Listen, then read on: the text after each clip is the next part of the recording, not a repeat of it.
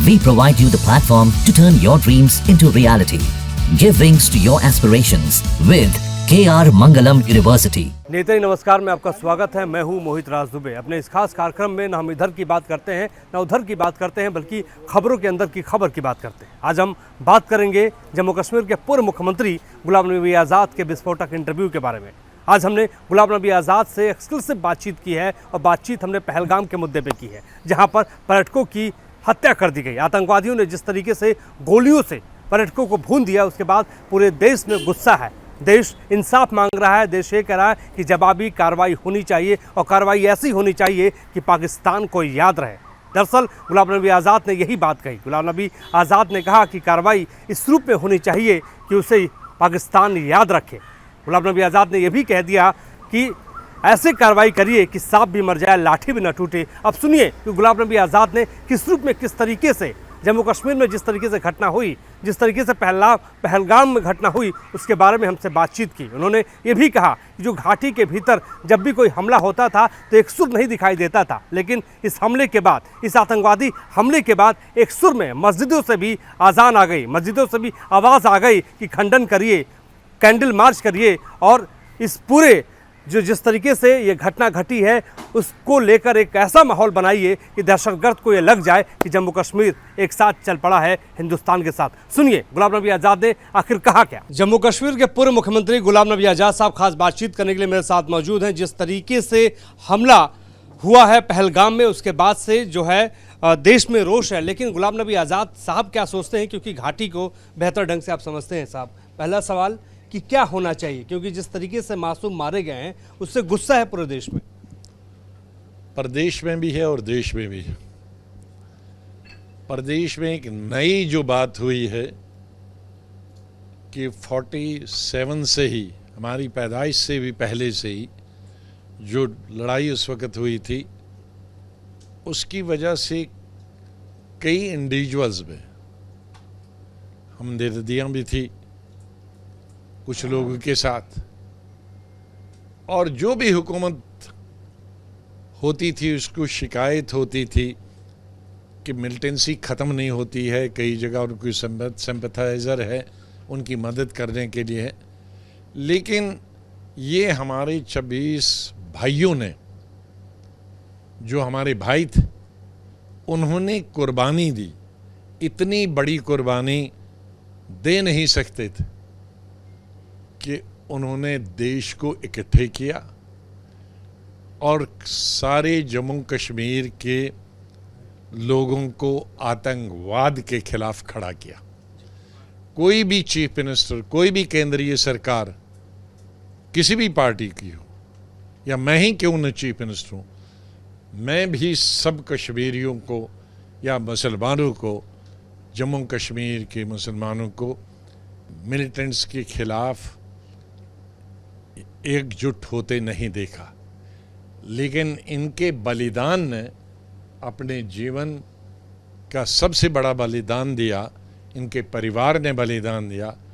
लेकिन एक काम जो सारी हुकूमतें नहीं कर पाई थी वो हो गया कि जम्मू कश्मीर के लोग सब एंटी पाकिस्तान और एंटी टेररिज्म के खिलाफ हो गए। उसका कितना फ़ायदा उठाया हमारे देश ने, मैं नहीं कह सकता, मेरे हिसाब से ज़्यादा उठाना चाहिए था। मीडिया को भी उसको ज़्यादा पब्लिसिटी देनी चाहिए थी। और सब आज कश्मीर से लेकर कन्याकुमारी तक सभी चाहते हैं कि एक्शन होना चाहिए।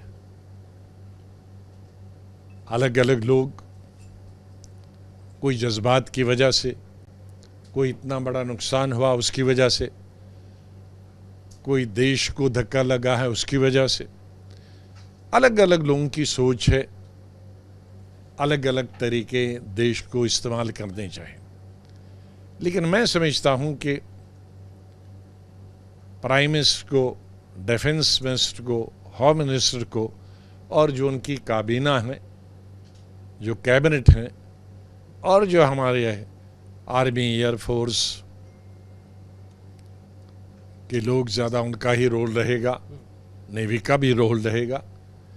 ये सबको मिलकर बड़ा सोच समझ के, कोई जल्दी वाला काम नहीं करना चाहिए, क्योंकि जल्दी में आदमी काम करता है। एक्शन लेना चाहिए, लेकिन क्या एक्शन लेना चाहिए, वो ऐसा एक्शन होना चाहिए सांप भी मरे और लाठी भी न टूटे। आपने बहुत बड़ी बात कही आजाद साहब कि सांप भी मर जाए और लाठी भी न टूटे। लेकिन एक बात बताइए, घाटी को तो आप बेहतर ढंग से समझते हैं, आप मुख्यमंत्री रह चुके हैं। जहाँ पे पर्यटक मौजूद थे, बताया जा रहा है कि करीब हज़ारों की तादाद में पर्यटक थे, सुरक्षा व्यवस्था वहाँ पे उस रूप में नहीं थी जिस रूप में होनी चाहिए। जब भी कोई घटना पास्ट में हुई और आज भी हुई, और अल्लाह करे कि आगे ना हो कभी, बहुत सी सारी कमजोरियां, कमियां होती हैं, लेकिन उस पे चर्चा करने के लिए, डिस्कशन करने के लिए बहुत समय होता है और गोपनीय होता। मैं मिसाल देता हूं, जब चंद साल पहले एक बहुत बड़ी घटना हुई थी और मैं लीडर अपोजिशन था, मैंने डिमांड की थी, उस वक्त हमारे लोकसभा में लीडर अपोजिशन नहीं था, सरकार ने मान लिया कि हम पार्लियामेंट में डिस्कस नहीं करेंगे, लेकिन लीडरों को हम बता देंगे गोपनीय तरीके से। तो एक मीटिंग हुई डिफेंस मिनिस्ट्री, जिसमें सब मिनिस्टर थे important, foreign, finance, home, defence minister, army के भी जनरल। अब मेरे ख्याल में 5-6 साल हो गए। जो वादा हमने उनसे अंदर किया था, अभी तक मैंने किसी को नहीं बताया। कई क्वेश्चंस थे उसमें, लेकिन नहीं बताए, क्योंकि वो देश के हित में, और मैंने नहीं, बाकी किसी ने, लीडर ने भी नहीं बताया। तो हम बुनियादी तौर पर कोई भी किसी भी पॉलिटिकल पार्टी का है, हिंदुस्तानी। तो आज हमने जलती हुई इस चीज पे तेल नहीं डालना, और अपने दुश्मन को हमने पॉइंट्स नहीं देने।